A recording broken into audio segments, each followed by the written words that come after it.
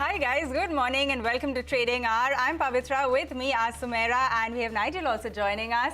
Hi guys, a very good morning to both of you. And this is as flat as it comes, right? We're completely at the flat line, just around 11 points higher on the Nifty right now, 17,588. And it's already been quite all over the place this morning. So we did go down all the way to 510. From that level, we've seen around a 70-80 point recovery. So that's what's happening with the markets.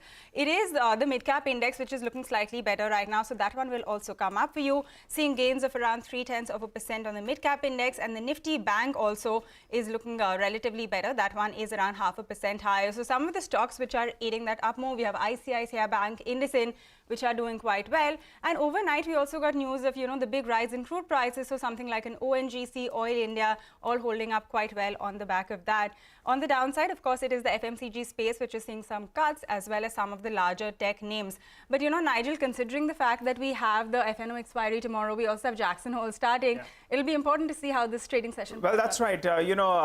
First of all, good to be on the show, ladies. So, today you got a bit of a dip, but those dips are getting bought into. And that's precisely what played out yesterday as well. So as long as that 17,350 odd mark holds up, that's yesterday's low, coinciding with the 20 DMA, I think we should be fine. The question is, post what comes out from Jackson Hole, will we see that, drift back towards that 18,000 odd mark? Remember, a couple of factors are not very, very favorable. One is Brent crude prices at around $100 per barrel. That's not, a great sign for the Indian markets. And the second factor is that the dollar index as well is nearing that 109 odd mark. We had an expert earlier today. You had Mark Matthews, who was talking about the dollar index moving to around 110 odd. I'll tell you what, the bulls on Dalal Street, they don't want to see that 110 odd market. There was some cooling off overnight. So let's see how that pans out. But as you said, Pavitra, things will get volatile. Today, what's come back is the Nifty Bank. That's playing a good innings, up close to around 200 points. Sumaira. All right, guys, morning to both of you as well. So let's get started with what we have for you. The Nifty and Sensex are, trading flat. IT, pharma and auto stocks are slipping. Realty stocks are gaining. Mid-caps are outperforming today. So we'll talk about the way forward for the market with Sunil Subramaniam, MD and CEO of Sundaram Mutual Fund. The Adani Group indirectly acquires 29% stake in NDTV. They've also launched an open offer for another 26% holding at 294 rupees a share. We'll get you the latest on the big story in just a bit. India's auto parts industry has clocked a record turnover of over 4 lakh crore rupees in FY22. To talk about the OEM market's performance and key trends, we'll speak with ACMA President Sanjay Kapoor. And as we head into the festive season, we'll catch up with co-founder Prashant Pati of Ease My Trip to discuss the impact of inflation on daily ticket bookings, volume trends and the overall outlook. And we'll also be joined by G. Vamsi Krishna, Joint Managing Director of Visakha Industries, to talk about demand trends, raw material availability and the overall business outlook. All of this and much more lined up for you over the next 60 minutes.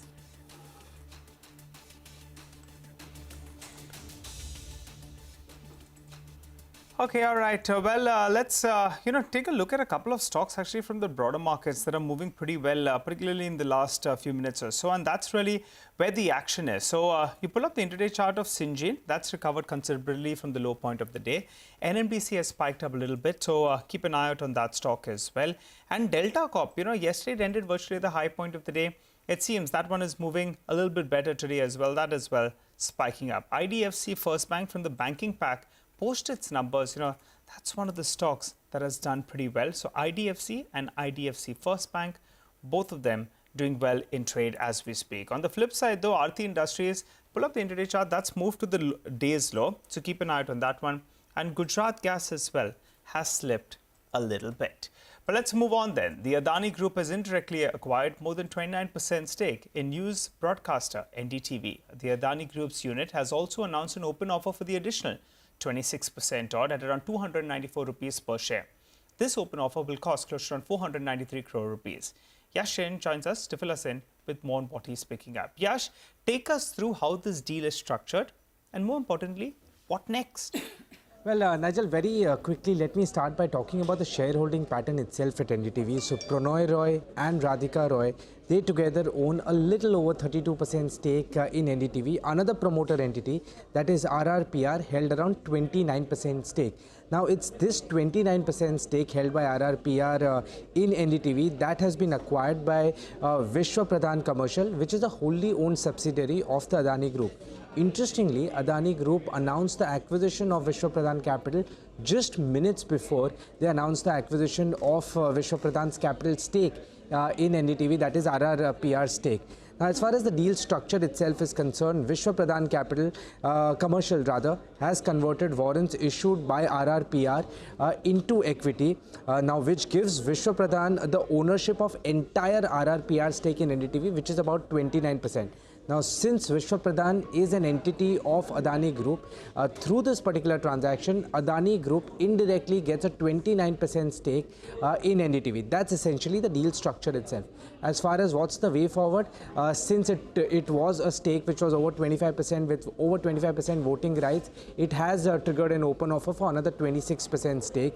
Now, that will be at a price of 294 rupees per share, which is about 25% discount to the current market price of NDTV shares. What is in store for, of course, Prannoy Roy and Radhika Roy? Three important things. One is either they can essentially tender their shares when it comes to the open offer, which will be available. They can, if they think it's a hostile takeover, they have the option to take a legal recourse and challenge this particular mode of transaction. Or third thing, they can essentially co-promote NDTV along with the Adani Group.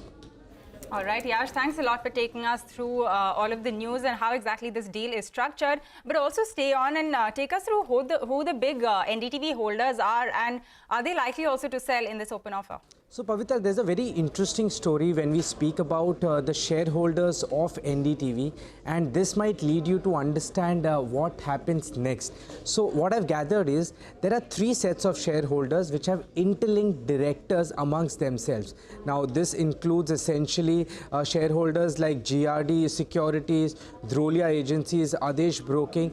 These three companies have interlinked directors. Now, what happens is, I am not saying that it is a given that all three shareholders will tender their shares into this particular open offer, but possible if one does, and since they have interlinked directors, then all these companies do really tender their shares in that open offer. That is one interesting bit.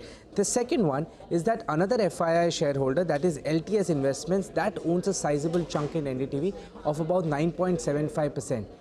Now, what's interesting is that LTS Investments also has stake in various Adani companies, about 1.69% stake in Adani Enterprise, 1.09% in Adani Power, 1.63% in Adani Transmissions, about 1.3% in Adani Total. Now, it's assumed, or it's quite evident that if they tend to really they have their stake in Adani Group companies, it is possible they might tender their stake in NDTV also when it comes to the open offer. If these two things are done, it will take Adani Group's stake just on the basis of these two shareholders to a sizable number. Okay. Yash, thanks very much for bringing us up to speed. So clearly we haven't heard the last on this deal, and this is something that will play out over the next few days. Karan Taurani of Elara Securities also spoke to us about what he makes of this deal and also about the valuations. I don't see, the other broadcasting companies, moving up 2.5, 3x in terms of share price. I think, NDTV valuations will probably move for more realistic and will probably move downwards over a medium to long-term basis. All right, that is the word coming in on this latest deal. But with that, it's time for our first short break on the show. On the other side, as promised, we're going to catch up with the co-founder of Ease Micro, Prashant Pitti, to discuss the impact of inflation and also what the demand trends are looking like as we get. Well, as promised, let's get straight to our first corporate that we have on the show. We're joined by Prashant Pitti, the co-founder, EC Trip Planners, to discuss demand trends, how is things shaping up with regard to the festive season as well, if there's any kind of inflationary impact on business as well. Hi, Prashant. Good to speak to you as always. Me and my co-anchors, we were just, chatting about where to be traveling. And obviously, Ease My Trip is going to be on our radar.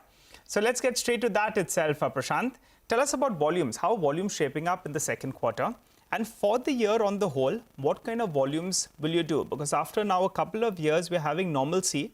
Last year, it did around 71 lakh. This year, what is it likely to be? And are you giving any more discounts? I think all three of us are interested in that. Go ahead. Well, firstly, thank you for having me on the show, Nigel. It's always a pleasure to speak to you. Well, at EaseMyTrip, we actually recently concluded our annual sale. So unfortunately, I will have to tell you that the great festival season, which we concluded, gave great amount of discounts. So unfortunately, you'll have to miss on those discounts. But then there are, of course, some offers which are always running on EaseMyTrip. In we did the sales from 1st August till 10th of August, and in just those 10 days we were able to do total business of 300 crores. So the overall sale went extremely well and was extremely well received by the customers. Overall, as a second quarter, we are still seeing the pent up demand to kick in, even though the fares might have gone up a little bit higher because of the inflation. The demand has not stopped. So we believe that this trend is probably going to continue, and now the festival season is coming. So the demand is only going to pick from here onwards. But you evaded the question. What kind of volumes can you do for the year? Last year you did around 71 lakh odds. So for this year, what is it like to do? You could give us a percentage number. Will be a 10, 20, 30%. You already did 22 lakh in the first quarter. So how is that panning out? And we missed the discount, so that's a bit of a dampener for us. But your discounts have come down lower from around 3.2% to around 2.6%. What is this number likely to, stabilize at?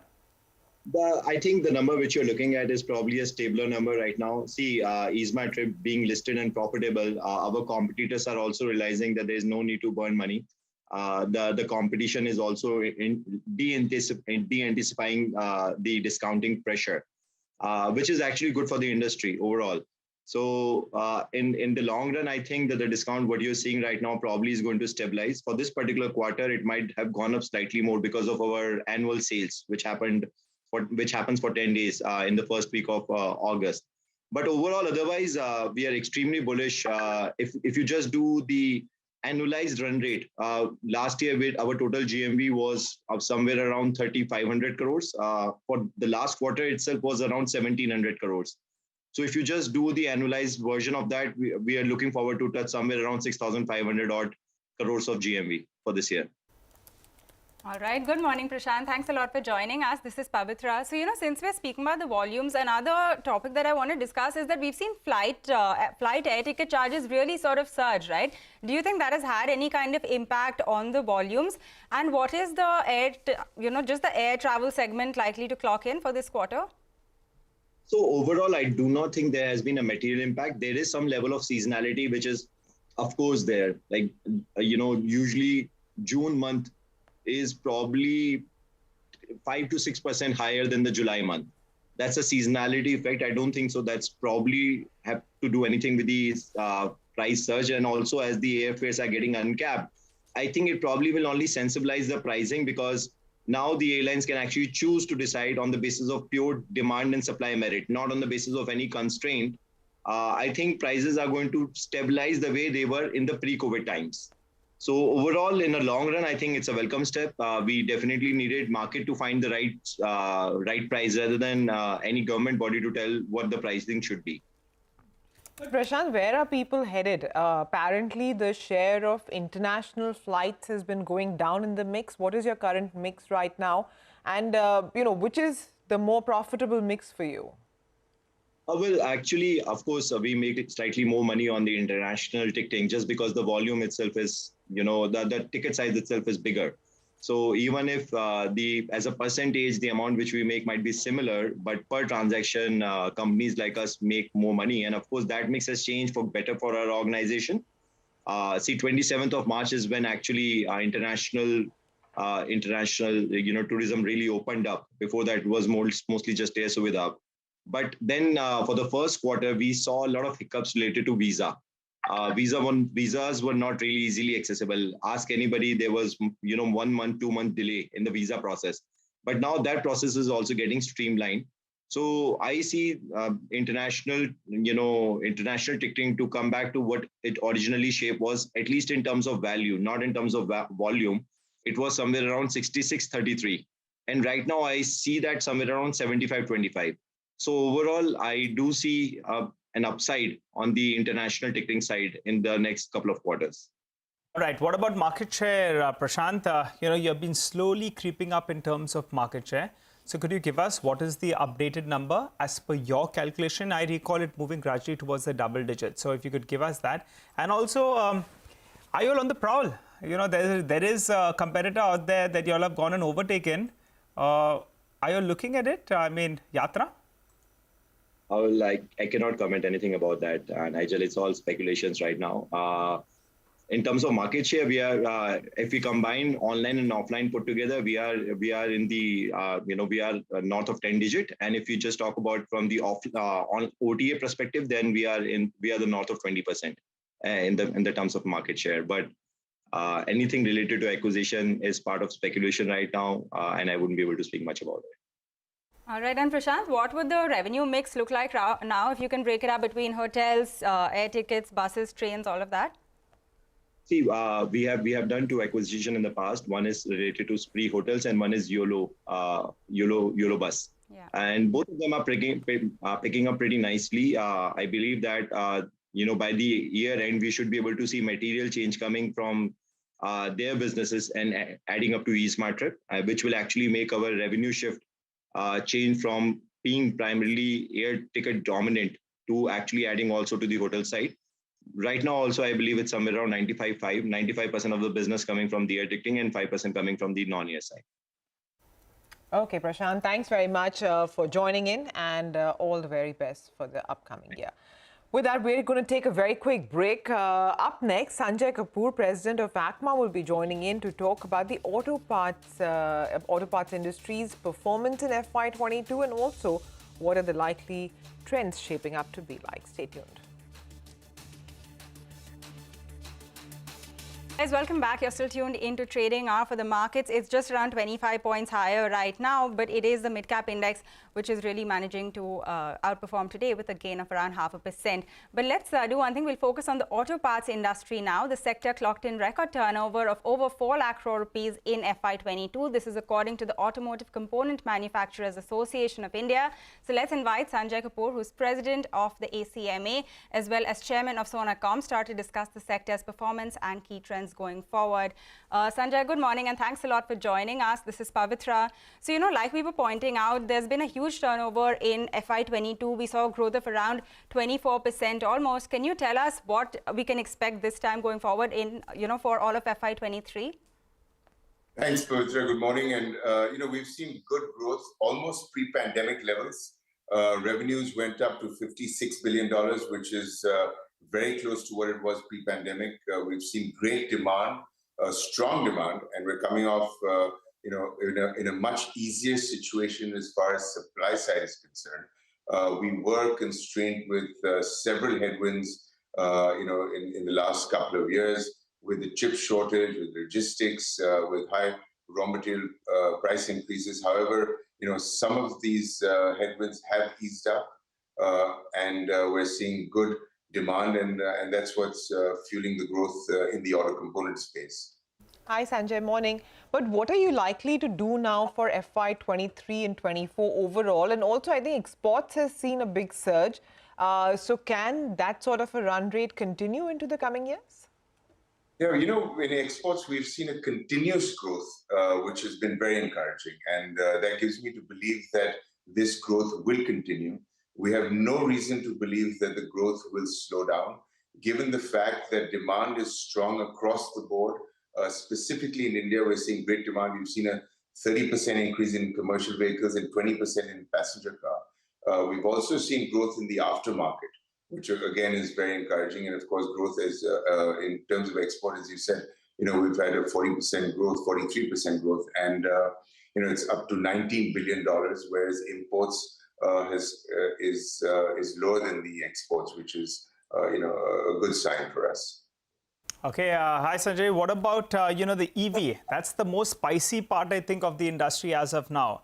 So the auto bins for the EV segment, I think the auto component sales to EV, that's right around 3,500 crores, but that accounted for just 1%. How do you see this number moving? Because from a stock market perspective, from an economy perspective, everyone's interested in this space. Go ahead. Yeah, so you're absolutely right. The volume of EV today is very small globally. So it's in line with what is happening globally, maybe a little lower, in fact. However, this space is growing. We're seeing a lot of investment in terms of the auto component space, with regards to EV. The capex cycle is on, and if you look at capital expenditure, most of it is going towards future technologies, and that includes electric vehicles. So we're hoping to see growth in this area, and we will continue to see growth as OEMs move towards electric vehicle platforms. All right, Sanjay, another topic that we have been discussing so much is the entire energy crisis playing out in Europe. We've seen the euro also get devalued. Of course, we're seeing what's happening with electricity there. How do you think this could impact a lot of the Indian companies which have exposure to these markets, the likes of Motherson Sumi, Endurance Tech? How do you see costs playing out for them? So, the fact that Europe is going through a crisis and there is a conflict, it will have an impact on sales. Volumes will drop in Europe. However, as India is positioned in a great space with regards to export, and we've seen export grow, other markets are growing. So as other markets grow, capacity gets diverted into other markets. So we're hoping that it doesn't have a very big impact, and we're hoping that the conflict is resolved sooner than later. However, at this point in time, we are not seeing a significant impact, but if this continues, we will see an impact in terms of volumes from the European market. Sanjay, raw material prices would have cooled off, right? So, are they back now to that pre-COVID kind of levels, or at least, how much has the easing off been? Yeah, so raw material prices have softened. Overall, if you look at raw material, it's mostly a pass-through for most of the component companies. So, we've had that benefit. However, raw material prices, we do see some softening in raw material prices, and this should definitely help us. Okay, all right. Sanjay, before we let you go, one final question. You had a new listing, the company that you head, Sona BLW. And out there you had a PE investor that took some money off the table. What's the way forward for them? Because I think they sold close to around 13% odd. They still have a large chunk in the company. Any communication from there? And by the way, it's created a lot of wealth as well. I recall when the IPO came, it listed more or less flattish. But from there on, it's been an electrifying mode. So could you give us a sense about what's Blackstone's strategy? Nigel, I'll let them answer that question, and I'll answer the questions for the industry. Communication to you. Thank you. Any communication to you till now? Or no, none. This is more for me. I'm focusing more on the industry and the numbers in the industry. We appreciate that. Thanks so much, Sanjay, for stopping by and filling us in with your quick take on how the industry is shaping up. Raw material costs are cooling off a little bit, and there's tremendous scope for the electric vehicle space as well. Always good chatting with you, Sanjay. By the way, the markets are still holding in the green, 20-30 points up as we speak. The Nifty bank, that's the one that's in fine form today. That's up close to around 200 points odd. Mitesh Thakkar is back with us. Mitesh, those dips are getting bought into. We were down, I think, 50 points earlier today, but we're back in the green. How would you trade the index from here on? Do you believe we go back to around the 20 DMA, or do you believe that this is an uptrending market? We keep that date with that 18,000 odd mark. Nigel, I think that's a tricky question purely because of the fact that we still haven't got confirmed signals of moving out of consolidation. So my sense is that let's assume that the worst case scenario in the short term could be that 20-day EMA. So I think, in case you get closer to that, try to go long. Otherwise, also trade with long bias, given the fact that, even if this range develops, 17,400 towards 17,850, 900 could be the area. So closer to 17,550, 500. Look for stocks which are breaking on the upside. I have, in fact, 2 buy calls right now. Z is something, which is attracting my attention. I think that's a buy. We keep a stop below 255 half. Look for targets of around 275 on the upside. And the other one is India Cements. That's a buy with a stop at 206 for targets of 222. Hi, welcome back. You're watching Trading Hour. Joining in now, we have Sunil Subramaniam, who's MD and CEO of Sundaram Mutual Fund, to talk about basically where the market looks to be headed. Hi, Sunil. Good to see you in again. First, let's start with the overall market setup. Is there more downside for us, or now with these global recessionary fears going on the back burner, can we breathe easy? What is your house call? Well, we look at it this way, right? While the news around the recession, like you said, the global numbers looking to be easing, the fact is that India is a sweet spot either way. The reason I say that is that overall commodity prices, including oil, are trending down. And if you recollect, the sell-off by the FIIs, which is about 2.5 lakh crores worth of stocks, largely was a shift out from India as a commodity importer to countries which are commodity exporters. And so that flow back. And from July 1st, we have seen more than 50,000 crores of money come back in from FIIs. So this reallocation will continue. So I see that as a strong support for the market. There will be volatility because there is Fed news flows, there's RBI news flows, there's a lot of news floating around. So to that extent, volatility will be there. But I think that the bottom is protected because of the strength of the returning FII flows, as well as the continued strong SIP book on the domestic side. So there will be good buying support for the market to protect from the volatility. So from that perspective, our house view is that it's now time to focus on the domestic economy. I think the capex cycle recovery driven by PLI, driven by government capex, reviving private sector capex is going to be the key theme for the next 12, 18 months. And I think so if you place your bets on sectors linked to the domestic economy, because margins, which also suffered because of commodity price rising, are bound to ease now with an easing commodity cycle. You will see the next quarter onwards earnings print also looking better and better. All right. Good morning, Mr. Subramaniam. Thanks for joining us. So, if you are sounding so constructive on the space and you do think that take us through what sectors you think will really do well at a time like this. And if you are to put some fresh money to play, what would you look at? So if you look at it, the two key drivers, I would say, are the investment cycle resurgence, thanks to those three support pillars that I mentioned, the government, the FDI, as well as the private sector revival. At the same time, consumption has been through a pretty challenging time over the last 2 years because of COVID. And you'll see a bounce back there. And you're seeing the supply side constraints on margins, whether it's for auto, whether it's for FMCG, whether it's for oil-related, any sector where the oil inputs were high, right? Their margins, which are shrinking, are going to expand. So you have demand plus margin widening. So for me, the discretionary consumption space and the investment space, both are picks. Only thing is the investment space would be a slightly longer term pick from a 3 to 5 year perspective. But the key overlay to both these is that bank finance is a key part of the growth story of both the investment side as well as the discretionary consumption side. So I see banks are also in a very sweet spot because they've had the benefit of low interest costs, which means they've locked on to long-term low-cost funds. The rate hikes from RBI are getting passed on only at the margin on deposits, but on the entire loan book, barring, let's say, auto loans or personal loans, which are fixed, all the rest of the loan book is variable. So you're getting the impact of a rate hike on the almost 60-70% of the loan book. So net interest margins of banks with the NPA situation also showing much better. I think provision coverage has improved tremendously in banks. They are well capitalized. So banking and financial services, top quality NBFCs also feature in this lending cycle for us. So I would say that that's our top pick because that overarches over the investment and the discretionary consumption. So if you put 70% of our money would go in an overweight terms into these three sectors: BFSI, investment, building materials, capital goods, as well as discretionary consumption. But Sunil, would the portfolio positioning still be tilted towards large caps, or are you exploring, more ideas in the mid and small cap space?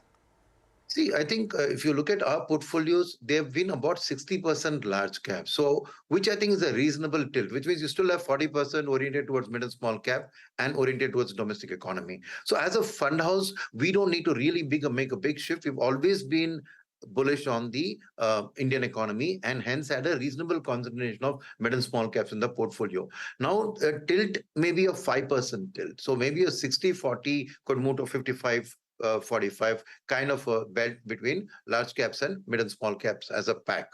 So the reason that large caps will continue to be, let's say, 50-55 is for two reasons. One is that the return of the FIIs means that there's going to be support for large caps. So as a safety component of a portfolio, where as FII buying comes up, their Ps go up, so we make good money off it, will remain a core part. The second reason is that most of the benchmarks for funds, right, whether it's BSE 500, NSE 500, are heavily tilted to large caps. So no fund manager can afford to ignore what he's being measured or compared against. And since that contains 70 to 80% large caps, for a fund manager to take a big negative large cap call is also a challenge. So I think 50 to 55% at a minimum in large caps is the way I see portfolios going. And the balance 40-45 is what the domestic story of mid and small caps will come to add alpha.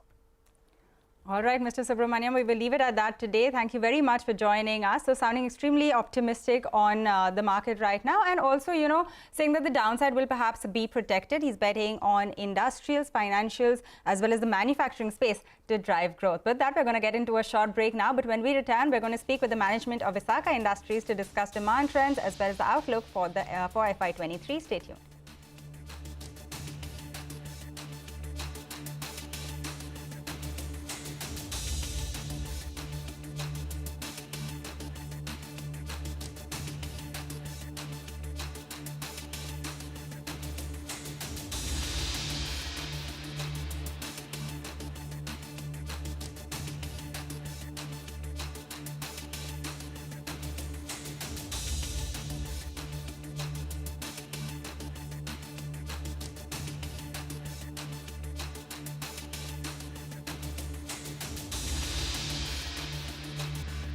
Well, the next company on our radar is the company that's into building products, as well as they have a small division that's into yarn making as well. Visakha Industries. The company's stock, remember, is up close to around 30% odd in the last couple of months. So it's participated in this bounce that we're seeing.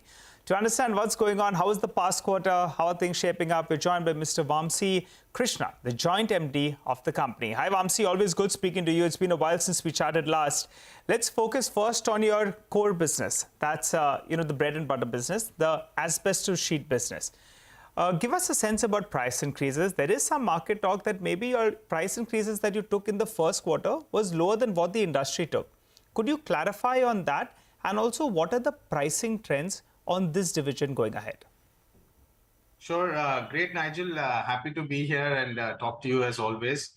I think, first off, we're doing well in terms of the AC business. I think first quarter was good for us, even though I think there were a lot of pressures in terms of the raw material pricing that we are seeing. But I think overall, I think as a company, our prices have been good. Compared to competitors also, our margins, if you see in the first quarter, we are actually good, if not say better than our competitors. We are actually done well in terms of our margins as well. So I think things are on the right track. Okay, all right. So got that. So you're clarifying that the price increases is in step with what the market has taken, and you're sounding pretty bullish. Focusing on the market share then. What's the outlook from here on? I'm looking at your presentation. I think market share was around 18%. Where is it headed from here? And how will you weigh the two? Will you go for volumes? Will you go for market share? You're telling us that pricing's in line. Go ahead. Yeah, I think always a good chat with you regarding our market share, and happy to share with you that our new expansion in the north, which is bringing in almost 1 lakh tons in addition to our existing capacity. So we are looking at a good growth this year, actually. In fact, almost a 10% growth as a company last year to this year. And in terms of market share, Nigel, I think this year we'll be adding 2% of the total market share as well. So we'll be looking at a good growth for the company in this division. Just to clarify, this 10% growth you're referring to is only for this division? Is it the volumes that you're talking about? Yes, volumes in AC for Visakha Industries. Got it. And 2% market share means you're going to go from 18 to 20%. Yes, okay, yes. Just want to clarify that. Got it. All right. Hi, Vamsi. Good morning. Thanks for joining us. This is Pavitra. So, we have seen that you've undertaken some capex in the roofing space. We've not really seen the rest of the industry do this in a while, in around a decade. So, can you take us through A, what was the rationale, and B, are you looking at any further capex in this space? Sure. Hi, Pavitra. I think in terms of our market share and in terms of our overall arrangement, we have been predominantly more focused on the south. And there's been good growth in the north and the eastern markets that we are observing. That's the reason why we wanted to expand further in that belt. And I think the rural market is quite bullish in these spaces in terms of the northern markets. So that's the reason we took an increase in that area. I'm not seeing particularly a big bump in the roofing investments per se. We are concentrating on our green buildings division in terms of our further expansion. So we are announcing in that area. Okay, so in roofing business, no further capacity expansion. What about raw materials? You get, I think, fiber from Russia, from Kazakhstan as well. Issues are getting sorted out, ironed out there, or are you still facing some supply side issues? I think everybody's trying to take their advantage in terms of the market and global scenarios, Nigel. I think definitely our supply end have issues in terms of cost increase. I think overall, not just in terms of supply, but logistics as well. And as a company, I think we are very well geared up to offset these, but we will have some impact in terms of the rising input costs. But we are trying our best to offset this. All right. We also wanted to sort of get you in and ask about the textile business. It contributes around 18% of your business. So what is the plan over there? Is it likely to go up, the kind of contribution that you're seeing from textiles? And what is the growth that we can expect for this year, just for this division?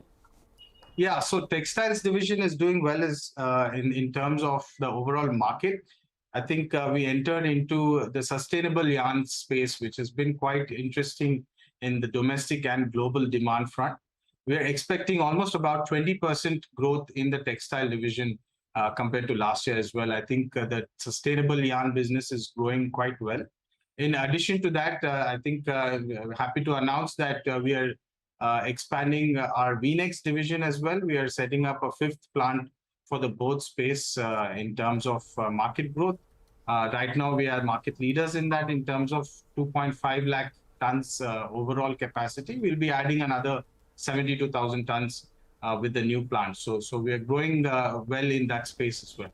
Okay, you're growing well, and you say that you expect 20% growth in FY23. So sounding very optimistic on that. Could you also take us through what are the kind of margins that you operate at for this segment? Sure. I think last year, I think we got good, very good sign of margins, in fact, because of our overall, inventory planning. But I think this year we will be seeing a more stabilizing rate in terms of margins because of the rise in input costs. But I think the important point here is that the growth is there, the demand is strong. I think the temporary price pressures in terms of supply chain should ease out as we go forward. So I think all in all, I think we're more composed in terms of growth rates. Yeah. Okay, as a consolidated entity, Vamsi, what kind of a revenue growth are you looking at? You've given us division-wise. As a consolidated entity, what kind of revenue growth and sustainable margins? First quarter, obviously, things were difficult, so consolidated margins came down to around 13.5% odd. What would be the margin band you're looking at for the consolidated entity? So I think, Nigel, definitely, I think the pressures are on. I think we'll be looking at a slight, offsetting in terms of the pricing and the margins that we have. We will stabilize, I think, as we go forward. I think Q2 is unfortunately the lowest period in terms of the margins and in terms of volumes. So we'll refrain from giving a concrete answer on that. But I think definitely we are on the right track in terms of balancing out our rise in input costs and our price in terms of selling price. I think in terms of turnover growth, I think definitely a minimum of 10 to 15% is what we are expecting further on overall as a company as a whole. Okay, all right. Very quickly then, before we let you go, Vamsi, you're doing some business. I think it's not in the listed entity, but that EV mobility. You've also jumped on the electrifying aspect of things, and I think the two-wheelers is what you have launched. What's the sense out here? Will you be putting more money out there? At some point of time, will you look to bring that EV business into the listed entity, or will you keep that separately totally? I think, Nigel, before I jump into the e-mobility space, just want to share with you that even in our listed entity in the solar, we've got our chargers. ALMM approval, which is, I think, in the news of late, where all the solar is getting a big uplift. So happy to share with you that we are part of that, and we are getting good approvals in Dubai Authority of Energy as well. So there's good growth in that space as well. Coming to the e-mobility, I think, yes, definitely it's independent of the listed entity as now. I think the synergies are quite different. It's in terms of what we are able to add value in terms of the market. I think there's a huge scope in motorbike segment. Everybody is concentrating on the scooter electric vehicles, but I'm trying to create a difference in the motorbike electric space, and I think we've got patents in that company as well. So there's, I think, a lot of good things to look at and uncover in that space. All right, Vamsi, we'll leave it at that today. Thank you very much for joining us. So the overall turnover could go up around 15 to 20% for the year. You're not giving us a margin guidance that we can hold you to, but you also do sound quite optimistic on the textile space, saying that we'll see around 20% growth for the full year. With that, we're going to get into a short break on the show. But as we do that, here's a quick reminder for our viewers. It is that time of the year again. Money Control Pro's Financial Freedom offer is back and with added benefits. So you can get a Money Control Pro subscription at net zero cost by claiming exciting offers worth 1,500 rupees from our partner brand. So grab the benefits now only on the Money Control app or website. You're watching Trading Hour. We have some very interesting data for you now. It suggests that the average remuneration for heads or chiefs of Nifty companies has surged to a record high in FY22. As if, it wasn't high already, but Sonal has all those details. Sonal. Okay, so as per this interesting data, which is compiled by my colleague Yusuf, the average remuneration for the heads or the chiefs, as you mentioned, of the Nifty 50 companies surged to a record level in FY22, that is at 28.4 crore rupees. And it's not only professional-run companies that top the list. Even promoter-led companies like Divi's Labs and JSW Steel, they saw aggregate compensation of 140 crore rupees. Now, the average compensation in FY22 was up. We saw a 3-4% growth out there. And between FY18 and FY20, the average compensation, it averaged around that 17 to 18 crore rupees. So from there, it has come into 28.4 crore rupees. Now let's get down to the names. Who really got the most amount of money? HCL Tech's boss, C. Vijay Kumar, was the top paid professional. Also because this included a long-term incentive from a subsidiary to the tune of $12.5 million. In the highest paid MD and chairman category, it was Sajan Jindal, and this was due to profit-linked commission of 121.7 crore rupees because of high profitability for the company. Wipro's CEO was the second highest paid head, that is in the Nifty pack, with an annual pay package of 79.8 crore rupees. For some of the IT majors, let's talk about them now. Salil Parekh of Infosys drew compensation of 71 crore rupees. CP Gurnani of Tech Mahindra drew compensation of 62.7 crore rupees, and Rajesh Gopinathan at 25.8 crore rupees. The compensation of clause includes salaries, bonuses, stock options, incentives, and other rewards paid during the year as well. The four IT firms, X of TCS, along with Divi's Laboratories, JSW Steel, Hero Motocorp, and Shree Cement together account for 56% of the combined Nifty 50 remuneration of 1,419 crores in FY22. Other companies which saw doubling their CEO's compensation include L&T, Maruti Suzuki, Grasim, Apollo Hospitals, that is the company there. On the flip side, ICICI Bank, Kotak Mahindra Bank, and HDFC Bank from the banking pack, they saw their CEOs taking lower remuneration than what they earned last year. All right, Sonal, thanks a lot for taking us through all of those very fat figures. But with that, we're completely out of time on this edition of Trading Hour. For the market, it is absolutely flat, and it has been that way for the entire time that we've been speaking to you over the last 1 hour. It is the mid-cap and the banking space where we're seeing a little bit of an outperformance play out. Both of those indices around 0.25% higher as we speak. So thanks a lot for tuning in from the entire team. We have halftime report, which comes up next, and we'll take all of this action forward.